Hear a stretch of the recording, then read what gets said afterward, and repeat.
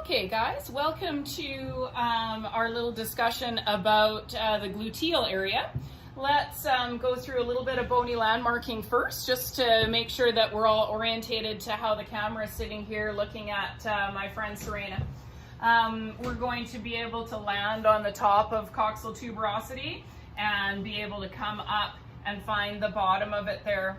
We're going to be able to realize where that bony landmark is, and also appreciate its relation to the femoral head.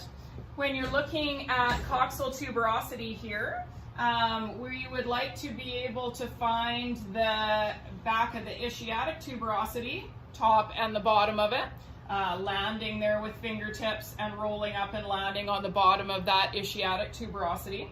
When we find that, gang, if we go ahead and palpate back from that coxal tuberosity, working to the underside of your ischium, you're going to come across a firm area in the horse's hip, and that is going to be where your femoral head is. When you find where that is, I like to be able to landmark that. One, so that I'm not massaging over the top of it, or if I do, it's with very light pressure to ensure that I'm not ending up creating any bruising when working over that area.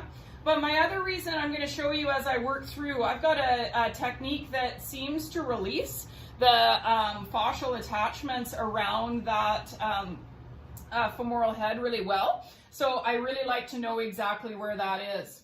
On this mirror, it's a little harder to see, but some of you guys might also use that poverty line or racing muscle line to be able to find the edge there between the seam of the two hamstring muscles.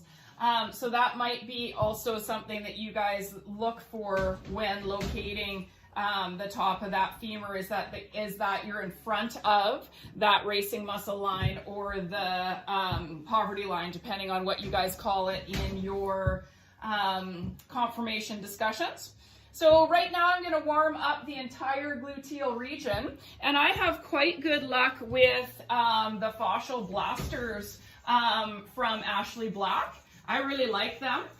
You do need to know, of course, where the bony landmarks are to be able to stay away from those when you're using a tool on the horse. And of course, when you introduce this to the horse, you might have to start with a much lighter pressure. So I'm going to go in with the small finger tool first and just work through, and you can see, you can't see Serena's face, but she is giving us the, oh yes please, and you can see her starting to position herself, really enjoying that. So I'm going to go through and warm up this tissue. Now I am going to go in the gluteal band there of accessory gluteal and deep gluteal. You'll see I changed my angulation for that, just making sure that I'm careful not to bump up over top of any of the bony landmarking. Once I feel like that's nice and warm with the small fingered one, now it's all hairy, should have showed you that first, just the small fingered tool. And again, from I really like that Ashley Black fascial tools. I'm going to go in with the larger fingered tool and use this guy next. And I did just massage my daughter's pony, so you'll see there's a little bit of palomino hair on my braces and a little bit of palomino fur on these tools. But if you do use a tool in your practice, you are going to, of course, have to be very careful with your cleanliness, making sure that that tool is cleaned up in between each horse. So Ashley really recommends that you use this tool in a circular fashion. I do find that it works really nicely in a circular fashion, but I am really cognizant of where those bony landmarks are when I'm working. Okay, so tissue's nice and warm now. Now, if you guys use your hands for warming, that's totally cool. Whatever system, again, this isn't about teaching massage. It's actually more so for body workers and interested people to be able to glean a few little insights and for you guys to get an insight of what my in-hand mentorship online program is going to be like. So now I'm going to go ahead and I am going to start recognizing where that seam is between semitendinosus and my biceps femoris tissue coming down through here. Both members of the hamstring group, but I do want to know where those guys are because angulation is going to change as I work, and I find that's something that a lot of body workers don't pay enough attention to, is exactly the tissue that they're working on and the fiber direction. So when I get deeper in with my compression style strokes or my cross fiber strokes, I really need to know where that tissue is headed. So I'm going to start here right above my ischiatic tuberosity. I'm going to use a compression style stroke, which if you guys use the heels of your hand or palmar compressions, that's cool. You can definitely do that. I am quite schooled in using this tool. Been using it for the last, this is my 24th year of practice. So been using it for the last 24 years, and I really can feel really well through it. So I really like using a tool. This is one of my first tips for you though, as I'm working through this tissue, making sure that I'm cognizant of fiber direction. As I come down here right off ischiatic tuberosity. Now if you guys were using fingertips, I'd love it for you to be able to go around this tuberosity and really make sure that you're able to peel off that fascial, if there's any adhesions along there to the actual bony structure itself. So I do change my angulation and come around the edge of that bony landmark.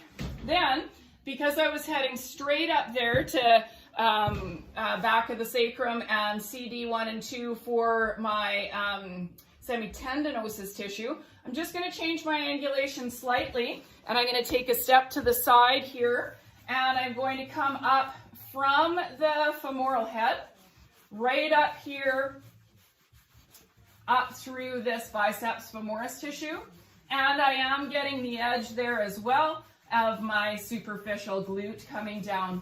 But I do like to change my fiber direction. Remember, gang, when you're doing massage, remember what the stroke is doing when you're using that stroke. So because I'm using a compression stroke, I'm going in the fiber direction, and I'm making sure then that I'm cognizant of where I've headed. Once I can feel the edge of that biceps femoris there, I'm going to then turn my angulation and think more about my middle gluteal that's coming with its big tongue all the way into the back here. Superficial gluteal coming down onto that trochanter. So I am just going to change my angulation a little bit as I come up to work through that tissue. When I'm in my gluteal band, looking at my accessory gluteal and deep gluteal, I'm also going to change my fiber direction.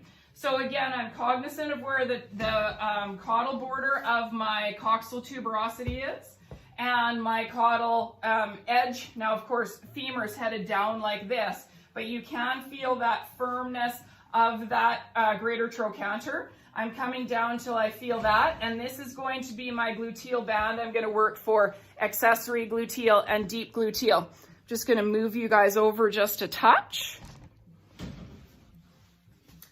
Okay, and now that I've found the bottom edge of that band, I'm going to compress my way up, and you're going to see that as I do accessory gluteal here, my shape is going to fan out because I do use this tool that I'm going to fan out to be able to span the whole width. Oh, can't see coxal tuberosity there. Okay, there's my coxal tuberosity there. So I am going to be working at spanning. My horse says, stop, don't stop massaging. Spanning that width as I go up with my compression strokes. Working towards the heart. Okay, so I am going to use that shape there, making sure that I'm staying on accessory gluteal.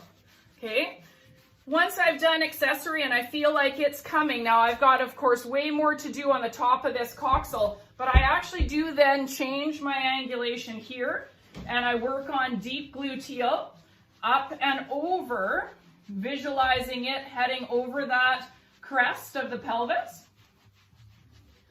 Okay, so I really then focus through here on that different angulation. Again, just using compression strokes If I found some major adhesions, which I'm going to get one here coming in the this gluteal, hold on, Serena, then I'm going to be able to use some cross fiber strokes on that in a second. Okay, so I'm going to work up through this tissue here. Now, this is kind of a frequently asked question I get. Here I've got a pretty nice adhesion in the tissue. I can feel a differentiation when I'm coming through the striations. Much different than the other gluteal tissue. Even stickier as I press into it. I don't feel like I have the same glide that I do when I'm working through the tissue without adhesion in it. When I find that, then people often say to me, okay, so I've worked on it. If you're doing fingertips or you're doing palms, you've worked on it, you can feel that it's warmed up. That's going to allow you then to be able to get a little deeper into this tissue to get the release we want. I'm then going to go cross fiber, knowing that this middle gluteal tissue coming down on angulation like this. Here I'm going to go cross fiber across this. Lots of other techniques that I could use if I don't get a release with the cross fiber. I could go into some direct pressure. I could go into some fingertip cross fiber friction, which would be more directed. Lots of options there to work through. But I do find here this is really softening up nice with the cross fiber. I work through that tissue. I really feel I've got a good hyperemia. I've got a good rush of blood coming to the area. It's much softer than it was. Doesn't feel as sticky as I run through it. So I'm quite happy with that. Remembering that there has been studies saying that your massage work is going to keep releasing in the tissue. So one of the things to always watch out for, especially on horses, is that we don't overwork the tissue. And here you can see Serena really starting to lean in. I'm getting closer and closer to the camera because she's pushing me towards you guys. So really starting to lean in. I'm going to keep my compression strokes going up through this tissue, trying to stay very organized. Working through, creating some nice circulation. Now I'm starting to feel that seam of biceps femoris. I'm going to get a little bit more upright here when I'm working in between the seam of the head of biceps femoris and your gluteals. You'll see my angulation has changed. I'm just going to nab a stool here to stand on and pop up here. I think you guys can still see. Okay.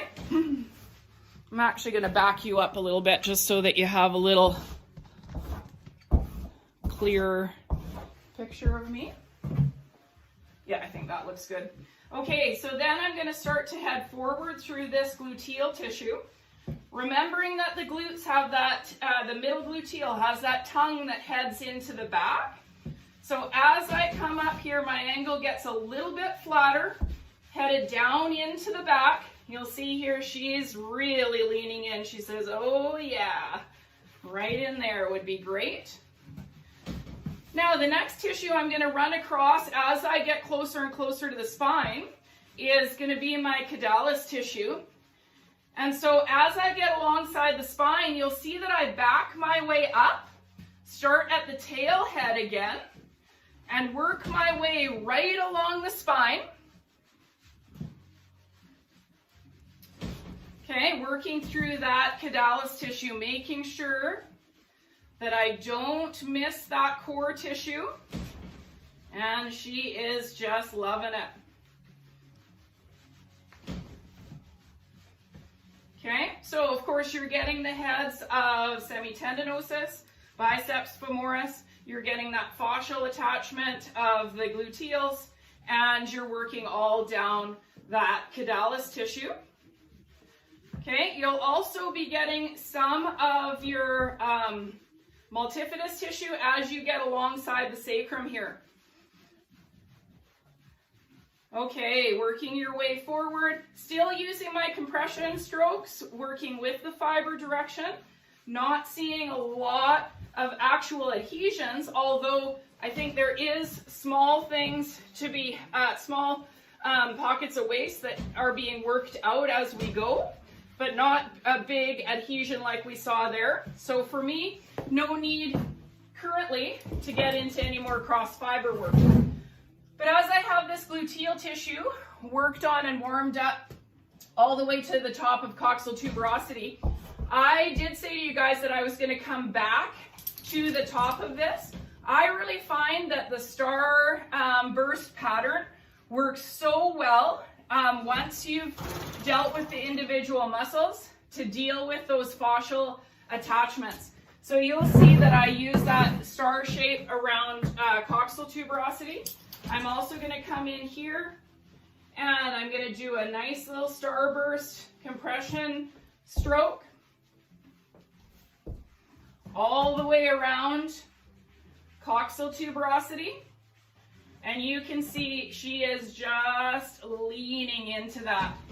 I really find that finishes off my gluteal work really well. Starts me into the transition of coming down into the obliques. And I'll also, when I get to the front here, just be getting the start of QL and my iliocostalis or my costarum, depending on what book you're looking at. And because I'm coming around in that starburst shape, I also feel like I get really good drainage off of that accessory gluteal and middle gluteal and be able to kind of keep that circulatory pattern working my way forward.